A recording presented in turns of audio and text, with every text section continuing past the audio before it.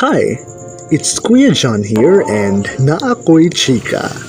Kung nakaabot pa ka atong Darna ni Marian Rivera sa una, nganong di pa man kaminyo? Char, bitaw, before pa man ta nasakop aning social media, TV ragyod among form of entertainment sa una. I still remember those times na magtapok mitanan sa usa ka balay nga naay TV, especially when it's around 8 p.m. onward. Di pa common ang TV sa una, so we had to share. Bisag guot, bahog singot, ug alimuot, at least tanan mi nag-enjoy. Nowadays, due to innovation, mas accessible na ning mga entertainment technology.